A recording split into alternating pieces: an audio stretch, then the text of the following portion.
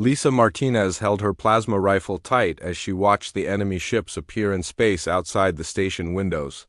The blue energy from her weapon made a soft humming sound that helped calm her nerves. She had been waiting for this moment. For 3 days since the warning signals first reached Research Station Kepler-7. The station was not big, but it held something very important. Deep inside the metal walls was Project Genesis, a machine that could turn dead planets into worlds, where humans could live and grow food. Lisa knew that if the aliens got this technology, they would use it to make their empire even stronger while keeping humans as slaves on dying worlds. She looked back at the 5 scientists behind the metal barriers they had built from lab tables and equipment. Dr. Amy Johnson was trying to destroy the computer files that held the Genesis secrets. Next to her, engineer Kevin Park was setting explosive charges to blow up the main laboratory if the aliens broke through. The other 3 researchers worked frantically to erase years of work rather than let it fall into enemy hands. The Zephyrion ships were beautiful in a cold way. Their hulls looked like black crystal that caught starlight and threw it back in sharp patterns. Lisa had seen pictures of these ships in military briefings, but seeing them in person made her stomach feel tight with fear. Each ship was 3 times bigger than the research station and carried enough firepower to turn a small moon into space dust. A bright flash told her that the aliens were cutting through the station's outer hull. Their boarding pods would reach the main corridors in less than 5 minutes. Lisa checked her rifle's power cell and saw she had enough energy for maybe 20 shots before it would need to recharge. She also had her sidearm with 4 energy clips and 3 grenades that she hoped she would not need to use in the close quarters of the station. The first sounds of alien movement echoed through the metal walls. Lisa positioned herself at the main corridor junction where she could see 3 different approaches to the laboratory section. The scientists had sealed themselves in the secure room behind her, but she knew that if the aliens wanted in badly enough, they would cut through those walls like paper, Commander. Vextel's voice came through the station's communication system, speaking in perfect English that sounded wrong coming from an alien throat. He told them that resistance was useless and that humans should surrender the Genesis technology in exchange for quick deaths instead of slow torture. Lisa answered by shooting out the nearest communication panel with her rifle. The first alien soldier appeared at the end of the left corridor. Lisa had studied Zephyrion anatomy and training and knew they were tall, thin beings with 4 arms and skin that looked like polished black stone. This one carried a weapon that glowed with orange energy and moved with the fluid grace of a creature born to fight. Lisa fired first. Her plasma bolt caught the alien in the center of its chest and sent it spinning backward into the wall. Blue fire burned through its armor and filled the corridor with the smell of burned metal and something like sulfur. She smiled grimly and shifted her aim to the right corridor where 2 more aliens were advancing with energy shields raised in front of them. Her next 3 shots tested their defenses. The first bolt splashed harmlessly against the energy barrier, but she noticed how the shield flickered and changed color. The second shot made the barrier spark, and the third one punched through to wound one of the aliens in the shoulder. They fell back around the corner to regroup, and she heard them talking in their own language, which sounded like glass breaking. Mixed with electronic static, more aliens appeared in the center corridor. Lisa counted 6 of them moving in perfect formation, with their shields overlapping to create a wall of energy that advanced steadily toward her position. She aimed for the gaps between shields and managed to hit 1 alien in the leg before their return fire forced her to duck behind her. Metal barrier, orange energy bolts burned through the air where she had been standing and left glowing holes in the wall behind her. The aliens were good shots, and their weapons were more powerful than her rifle. Lisa knew she could not win this fight by trading shots with superior numbers and better equipment. She pulled one of her grenades from her belt and set it for a 3-second delay. When she threw it down the center corridor, the alien shields automatically adjusted to deflect the explosion, but that gave her a clear shot at the ones coming from the left. Her rifle dropped 2 more aliens before the others adapted their shield frequencies to block her. plasma bolts completely. The sound of cutting tools told her that more aliens were breaking through the walls on both sides of her position. Soon, she would be surrounded with nowhere to retreat. Lisa's rifle was down to its last few shots and getting hot from continuous firing. She could feel sweat running down her face inside her helmet as she tried to think of some way to keep fighting. Dr. Johnson's voice came through her earpiece, telling her that the data destruction was complete and the laboratory charges were armed. If Lisa could hold for 2 more minutes, the scientists could blow up Project Genesis and deny it to the aliens. She looked at her rifle's power indicator and knew she did not have 2 minutes of fighting left. The aliens rushed her from 3 directions at once. Lisa's last plasma shots took down 1 more enemy soldier before her weapon died with a sad electronic whine. She threw the useless rifle aside and drew her sidearm, but the orange bolts from alien weapons were already burning through her cover and filling the air around her with deadly energy. A stun net hit her from behind and wrapped around her arms and legs with bioelectric cables that sent waves of paralysis through her nervous system. Lisa fought against the net, but her muscles would not obey her commands, and she fell to the floor as consciousness began to fade at the edges of her vision. Through the growing darkness, she saw Commander Vextal standing over her with his forearms spread in what might have been satisfaction. He spoke to his soldiers in their glass-breaking language, and one of them picked up her dead plasma rifle. The alien commander looked at the weapon for a moment, then crushed it in his hands and scattered the pieces across the floor. The last thing Lisa heard before the stun net dragged her into unconsciousness was the sound of her friends dying as the aliens executed them, one by one, to send a message to any other humans who might think about resisting the Zephyrian Empire. Lisa woke up in a cage made of energy bars that hummed with blue light.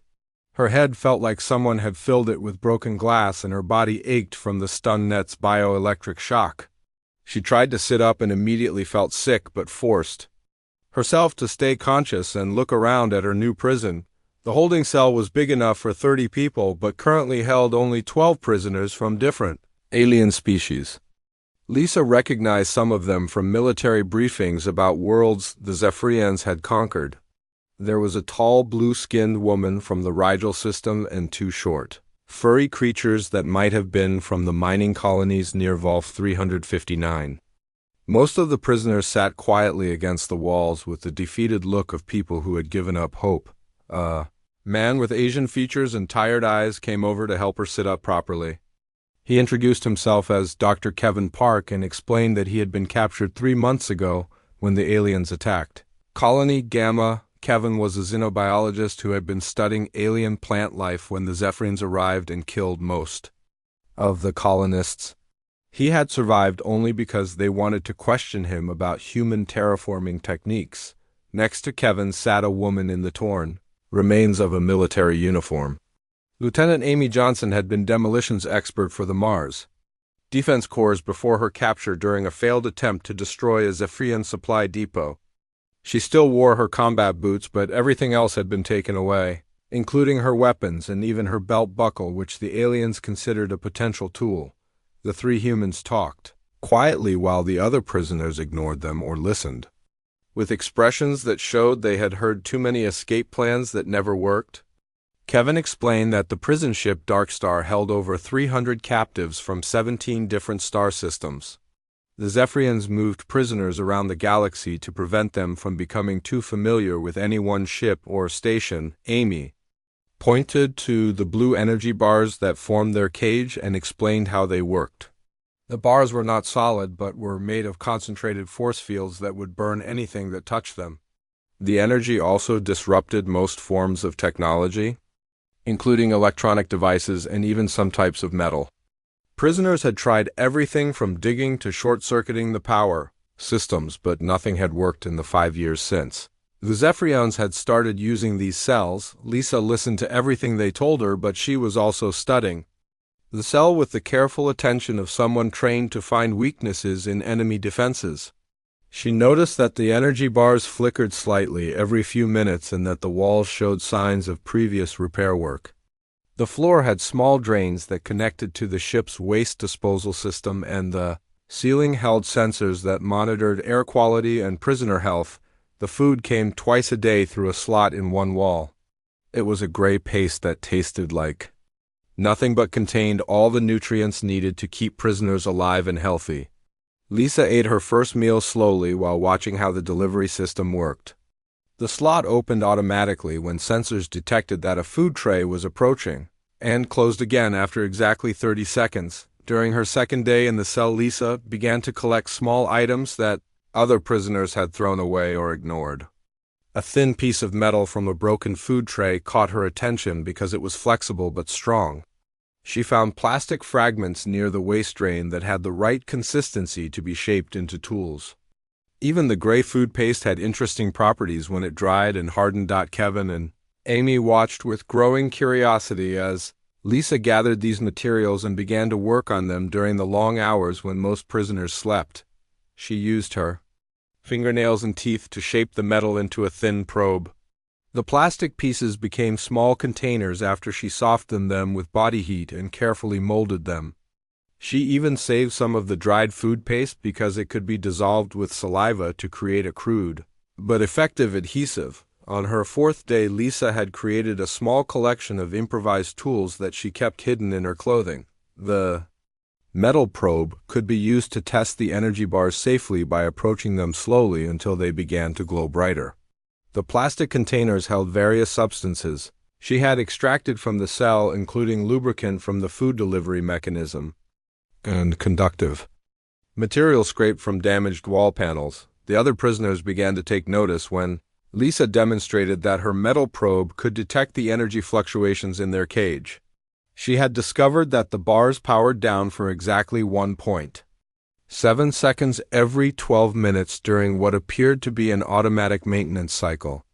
It was not long enough for a person to squeeze through, but it proved that the system had weaknesses that could potentially be exploited. Amy asked Lisa where she had learned to make tools from garbage, and Lisa explained her background in military engineering.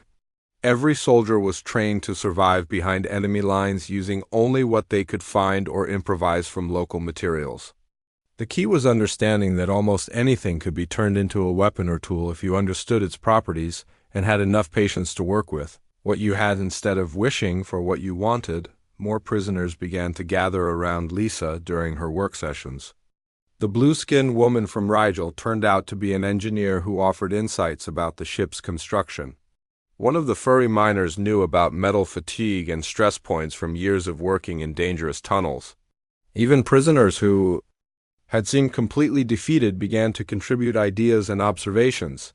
Lisa's growing reputation as someone who refused to accept defeat started to worry the guards. On her seventh day, 2 Zephyrian soldiers entered the cell and demanded that she surrender all contraband materials.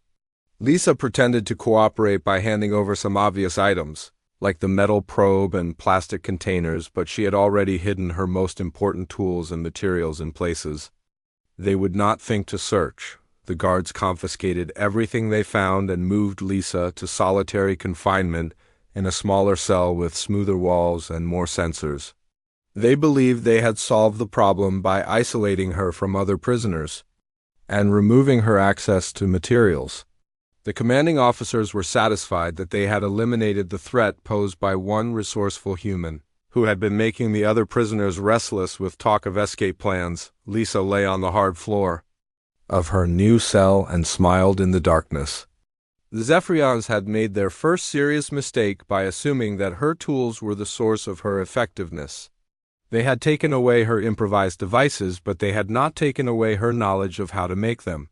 More importantly, they had not taken away her understanding that every environment contained the materials needed to create new tools and weapons. The walls of her solitary cell were smoother, but they still had small imperfections that could be exploited.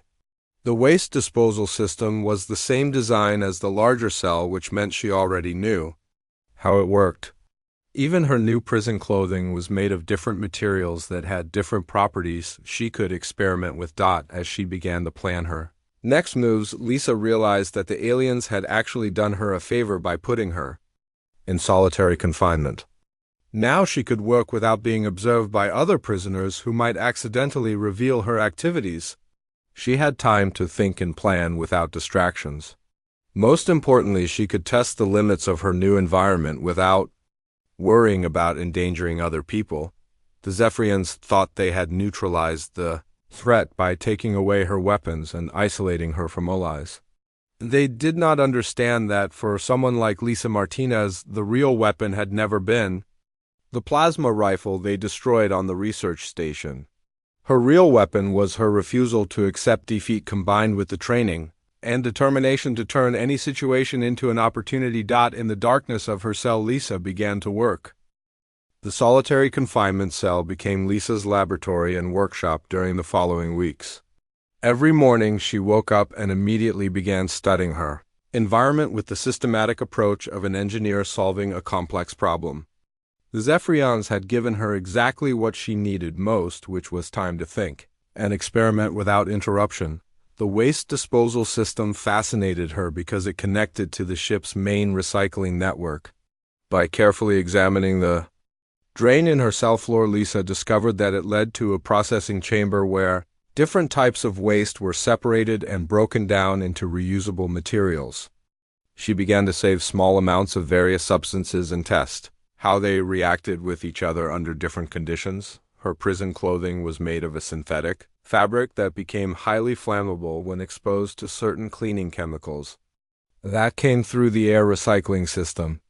Lisa collected microscopic amounts of these chemicals by dampening pieces of cloth and allowing them to dry repeatedly until she had concentrated enough material to be useful. The process took weeks, but she had nothing but time. The lighting system in her cell operated on a 24-hour cycle that dimmed at night, but never went completely dark. Lisa discovered that the light panels contained focusing elements that could be carefully removed and used as crude magnifying glasses. By positioning these elements correctly, she could concentrate light into beams hot enough to burn through certain materials or start small fires. Food delivery remained automated and predictable. But Lisa noticed that the slot mechanism had safety sensors designed to prevent injury to prisoners. By experimenting with different objects, she learned how to trigger these sensors and cause the system to malfunction in useful ways. She could make the slot stay open longer than normal or force it to deliver extra portions that gave her more raw materials to work with.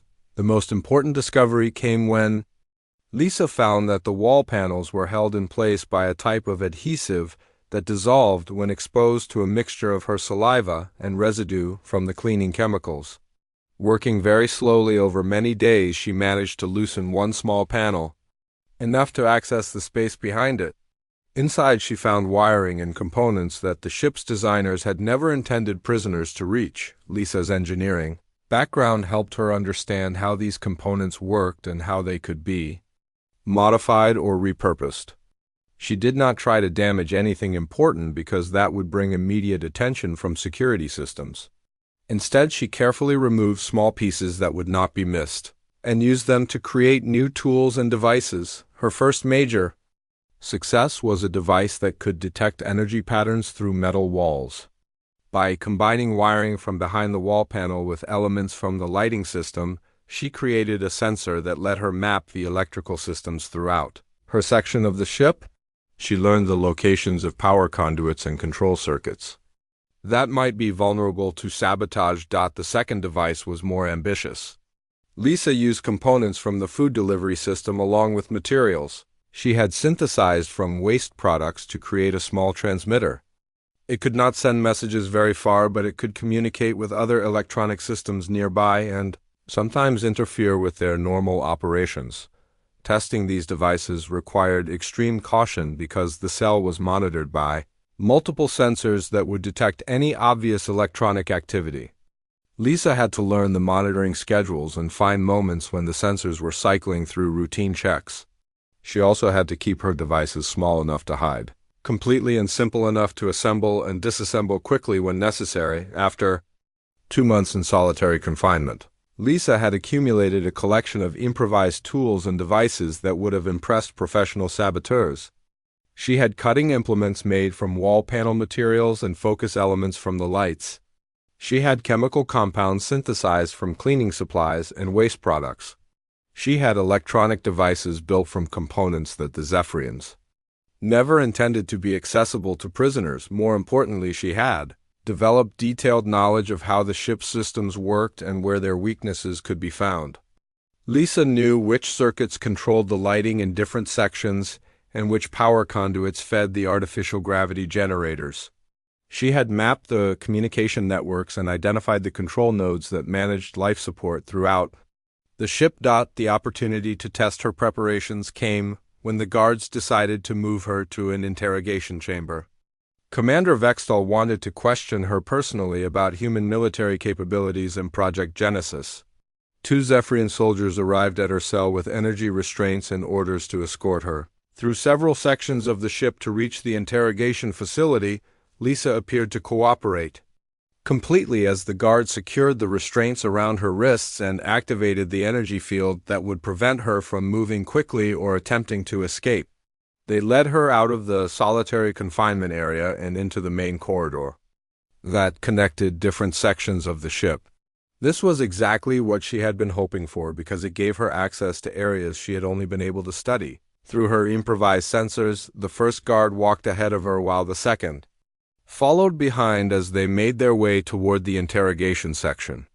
Lisa used the opportunity to observe everything around her and confirm details about the ship's layout that she had deduced from her mapping work. She also began to implement the plan she had been developing during her months of preparation. Small devices that she had concealed in her clothing were deployed at strategic points along their route. A transmitter went behind a wall panel near a power junction. Chemical compounds were left in ventilation grates where they would mix with air currents and create useful reactions later. Electronic components were placed near control circuits, where they could interfere with normal operations when activated remotely. The guards noticed nothing because Lisa's movements appeared natural and her devices were too small to be seen without careful inspection. By the time they reached the interrogation chamber, she had planted 6 different devices in locations throughout the ship that would allow her to cause significant disruption when the time was right. Commander Vextal was waiting for her in a room filled with alien technology designed to extract information from unwilling prisoners. He began his questioning with threats about what would happen to other human colonies if she did not cooperate. Lisa listened politely while activating the first of her planted devices. Using a transmitter hidden in her clothing, the lights in the interrogation chamber began to flicker in a pattern that created a strobe effect similar to flashbang grenades. Commander Vextal and his guards were momentarily disoriented by the unexpected visual disruption. Lisa used their confusion to activate her second device, which caused the ventilation system to release chemical compounds that irritated alien respiratory systems but had no effect on humans. While the aliens struggled with breathing difficulties and visual impairment, Lisa broke free from her energy restraints using a cutting tool she had concealed in her hair. The restraints were designed to prevent prisoners from using strength or speed to escape, but they were not prepared for someone who could slice through their energy matrix using improvised equipment made from prison cell components. The guards tried to sound an alarm, but Lisa had already activated her third device, which interfered with the communication system in that section of the ship. She moved through the confused aliens like a dancer performing a deadly routine while activating more devices that turned the corridor outside into a trap zone filled with obstacles and hazards. Emergency lighting became improvised weapons that overloaded and exploded in bright flashes. Artificial gravity fluctuated in ways that made it difficult for the guards to maintain their balance. Ventilation grates became projectile launchers that fired pieces of metal and plastic at anyone trying to pursue her. Security cameras throughout the ship recorded everything that happened during the next 20 minutes as Lisa fought her way through 3 sections of the vessel using nothing but devices she had built from materials found in her prison cell. The footage would later be studied by Zephyrian military analysts who could not understand how a single human had turned their own ship into a weapon against them. By the time reinforcements arrived, Lisa had disappeared into the ship's maintenance systems, leaving behind a trail of disabled guards and damaged equipment.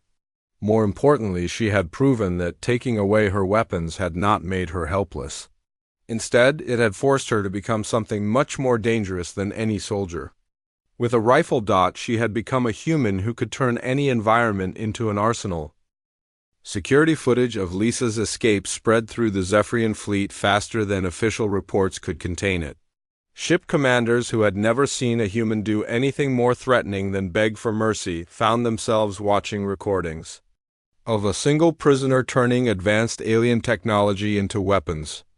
The footage was supposed to be classified, but curious communications officers shared it with friends on other ships, and soon every vessel in the fleet had copies. The reaction among different alien species was immediate and powerful.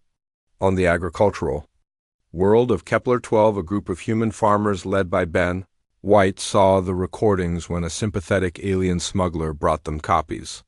Ben had been an engineer before the Zephyrians forced him to grow food for their empire, and he immediately understood what Lisa had accomplished. She had proven that humans did not need advanced weapons to fight back. Within days, Ben was organizing his fellow farmers to create improvised weapons from their agricultural equipment. Farming tools became explosive devices, and irrigation systems became delivery methods for chemical weapons.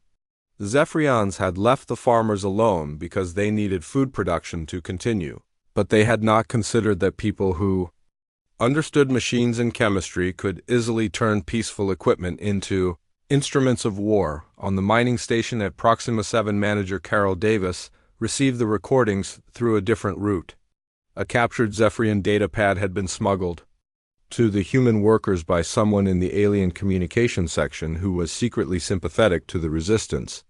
Carol gathered her most trusted people and showed them the footage in a hidden meeting deep in the mining tunnels where surveillance equipment could not reach them. The miners had access to industrial explosives and heavy machinery that could be converted for military use. More importantly, they understood the station's infrastructure better than their alien overseers, and knew exactly where to place charges to cause maximum damage. Carol began planning a coordinated attack that would destroy the mining operation and eliminate the Zephyrian garrison while allowing the human workers to escape in stolen ships. Similar scenes played out across 17 star systems as the recordings reached every world where humans had been enslaved or oppressed. Engineers like Kevin Mills organized factory workers to turn production lines into weapon manufacturing facilities. Teachers like Susan Clark used their knowledge of chemistry to create explosive compounds from cleaning supplies. Even children contributed by serving as messengers and scouts because the aliens did not consider them threatening enough to monitor closely. The Zephyrian response was swift and brutal. Commander Vextel ordered mass executions on every world where suspicious activity had been detected. Public squares filled with bodies as alien soldiers tried to terrorize the human population into submission. But the executions had the opposite effect because they proved that the Empire was afraid and becoming desperate. Meanwhile, aboard the Dark Star, Lisa had vanished into the ship's maintenance systems, where she began implementing a much larger plan. The vessel's designers had created an extensive network of service tunnels and access shafts that allowed repairs to be made without disrupting normal operations. Lisa used these passages to move freely throughout the ship while avoiding security patrols and surveillance equipment. Her months of studying the ship's systems from her cell had given her detailed knowledge of how everything worked. She knew which circuits controlled life support and which power conduits fed the artificial gravity generators. Most importantly, she knew how to access the ship's central computer core, where she could cause damage that would be impossible to repair quickly. The computer core was protected by multiple security systems, including energy barriers and automated defense weapons. Lisa approached these obstacles with the same methodical patience she had used to escape from her cell. Instead of trying to fight through the defenses, she studied them until she understood their weaknesses and could avoid or disable them using improvised equipment. Her breakthrough came when she discovered that the defense systems were controlled by the same type of circuits she had been working with in her cell. By creating interference devices from components salvaged throughout the ship, she could disrupt the security network long enough to reach the computer core. The process required perfect timing because she would only have minutes before backup. Systems restored the defenses. Lisa spent 3 days preparing for her assault on the computer core. She created dozens of small devices and positioned them at strategic points throughout the ship where they could be activated remotely to create coordinated distractions. She also gathered materials for more powerful devices that could cause serious damage to critical systems when the time was right. The attack began at shift change when most of the crew was busy with routine duties. Lisa activated her first wave of devices, which caused power fluctuations and communication disruptions throughout the ship. While the crew rushed to investigate these problems, she slipped past the disrupted security systems and entered the restricted area that contained the computer core. The central computer was a massive, crystalline structure that processed information for every system on the ship. Lisa did not try to hack into it because she lacked the knowledge to understand alien programming languages. Instead, she used her engineering background to identify the cooling systems and power supplies that kept the computer operating. These were physical systems that she could damage using the improvised explosive devices she had created. Her first charges destroyed the primary cooling system and caused the computer core to begin overheating. Emergency systems activated automatically. But Lisa had anticipated this and placed devices to interfere with the backup cooling as well. Within minutes, the massive crystal structure was glowing with dangerous heat levels that threatened its delicate internal components. The ship's artificial intelligence detected the problem and tried to compensate by rerouting power and activating emergency protocols. But Lisa had spent months learning how these systems worked, and she was always one step ahead of the computer's responses. Every time the AI tried to solve one problem, she created two more that forced it to divide its attention and resources. Alarms echoed throughout the ship as critical systems began to fail in cascade patterns that the computer could not control. Life support fluctuated between different sections, causing panic among the crew. Artificial gravity became unstable, making it difficult for anyone to move normally. Communication systems broadcast random signals that jammed all frequencies and prevented coordinated responses to the emergency. Commander Vextal tried to organize damage control teams but found that his orders could not be transmitted effectively because of the communication disruptions. When he attempted to reach the computer core personally, he discovered that the security systems were randomly activating and blocking access to critical areas. The ship that had been a symbol of Zephyrian technological superiority was rapidly becoming a floating disaster. Lisa used the chaos to implement the final phase of her plan. She had discovered that the ship's reactor was protected by safety systems that would automatically shut it down if too many other systems failed simultaneously. By creating exactly the right pattern of failures, she could force the reactor into an emergency shutdown that would leave the ship powerless and drifting in space, but she was not trying to escape anymore. Her goal was to ensure that every species in the galaxy would learn what she had discovered during her imprisonment.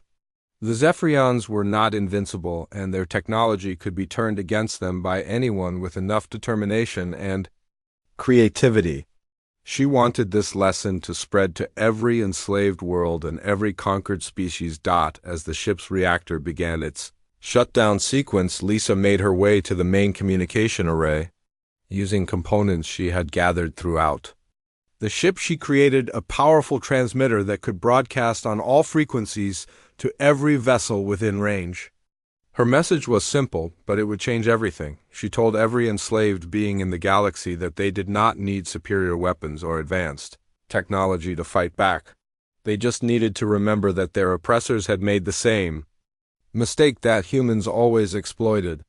The aliens had assumed that taking away obvious weapons would make their prisoners helpless. Lisa's final transmission ended with words that would be remembered across the galaxy. She told them that you could take away a human's rifle, but you could not take away their humanity. And for people like her, humanity itself was the only weapon they had ever really needed. The Dark Star's reactor overloaded 3 minutes later, and the ship exploded in a burst of light that could be seen from 12 different star systems.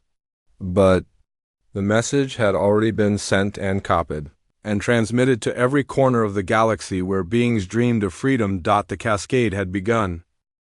The explosion of the Dark Star created a shockwave that reached far beyond the destruction of one prison ship. Within hours of Lisa's final transmission, every enslaved world in Zephyrian space was buzzing with activity as her message spread through secret networks and underground communication channels. The words she had spoken in her last moments became a rallying cry that ignited rebellion across 17 star systems. On Colony Beta, Captain Jake Morrison watched the recorded message for the third time before gathering his fellow prisoners in the abandoned mining facility where they had been forced to work. Jake had been a demolitions expert before his capture, and he immediately understood what Lisa had been trying to teach them. The Zephyrians had superior weapons and technology, but they could not think like humans when faced with desperate situations. Jake began organizing his people to implement Lisa's philosophy using the resources available in their prison camp. The mining operation provided access to industrial explosives that could be repurposed for military use. Heavy machinery could be converted into weapons platforms. Even the communication equipment that the guards used to coordinate work schedules could be turned against them if approached with enough creativity and determination. The first test came when Jake's team used mining charges to collapse a tunnel system that the Zephyrians needed for transporting raw materials.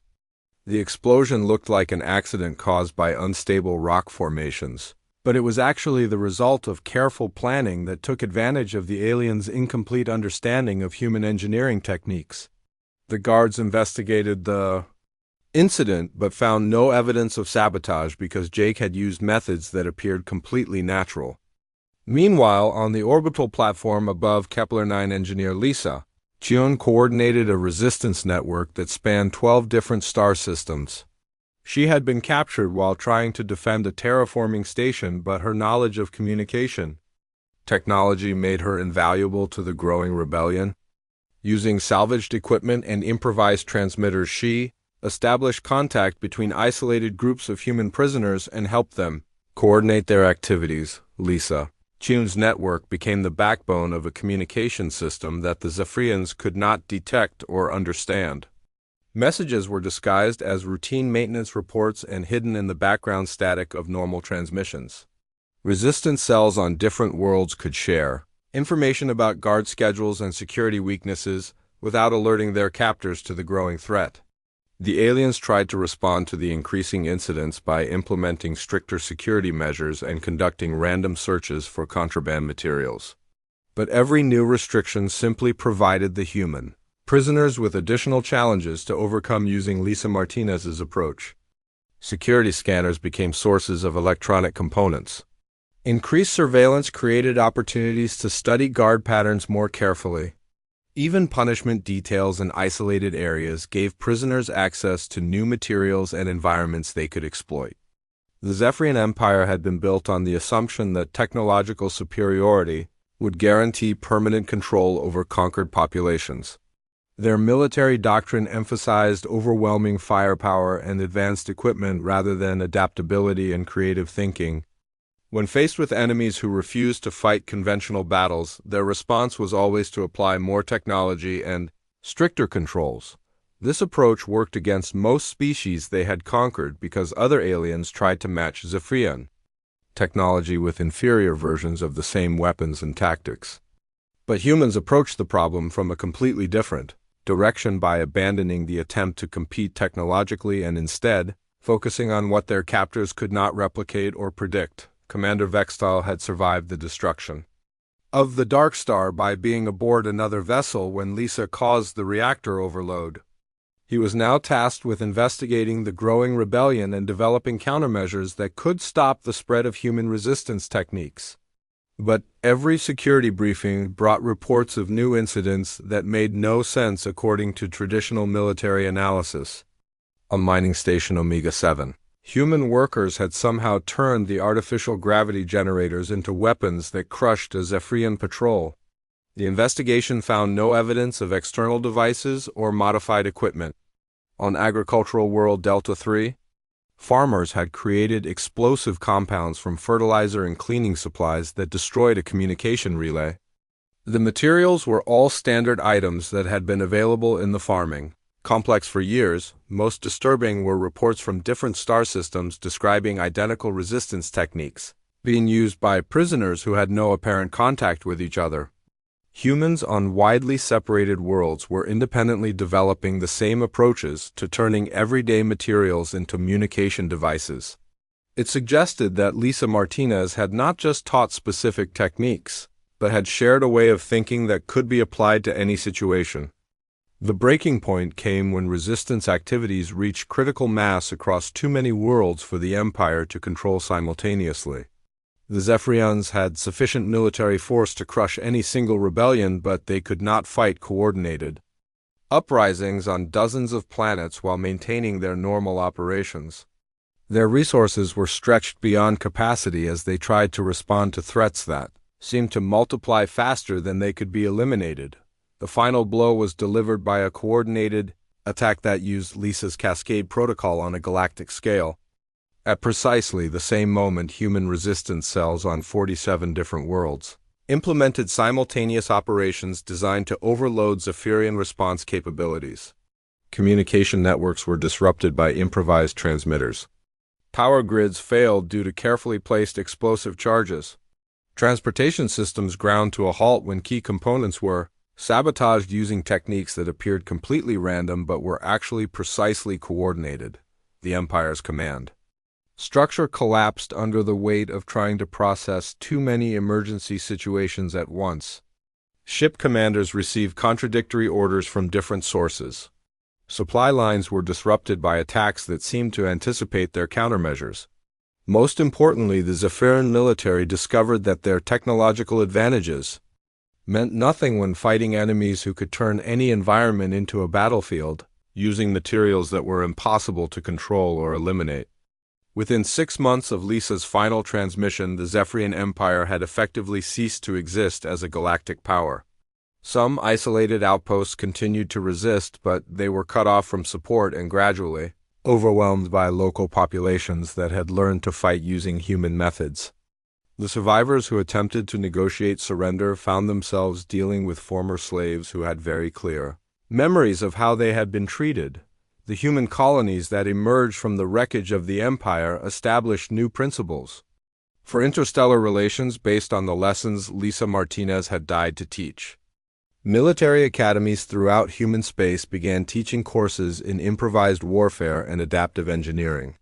Every human child learned the story of the woman who lost her weapon and became something far more dangerous. But the most important legacy was philosophical rather than tactical. Lisa had proven that no oppressor could truly control a population that refused to accept defeat and possessed the creativity to turn any restriction into an opportunity. Her example inspired not just humans but every species that had suffered under Zephyrian rule to remember that freedom was not something that could be granted or taken away by others. 20 years after the fall of the Empire, a memorial was erected on the former Zephyrian capital world with words taken from Lisa's final transmission. The inscription reminded visitors that every human was born carrying weapons that no enemy could confiscate because they existed in the mind and spirit rather than in any physical device. The memorial's dedication ceremony was attended by representatives from hundreds of worlds that had gained their freedom through the application of Lisa's teachings. Children who had never known slavery played in parks that once held execution grounds. Former prisoners had become leaders of new governments based on principles of adaptation and resilience rather than technological dominance. In her final moments aboard the Dark Star, Lisa Martinez had spoken words that changed the galaxy forever. She told every enslaved being that they did not need superior weapons to fight for freedom. They just needed to remember that their humanity itself was the most powerful weapon in the universe. The galaxy had learned that lesson and would never forget it. Somewhere among the stars, new civilizations were discovering that the greatest strength came not from the weapons you carried but from the refusal to accept defeat and the determination to turn any circumstance into an opportunity for victory. Lisa Martinez had become more than a symbol of human resistance. She had become the teacher who showed the galaxy that freedom was not something you fought for with superior technology, but something you achieved by never giving up and never accepting that any situation was hopeless. Her weapon had been taken away, but her legacy would endure forever in the hearts and minds of every being who chose to fight for freedom rather than accept slavery.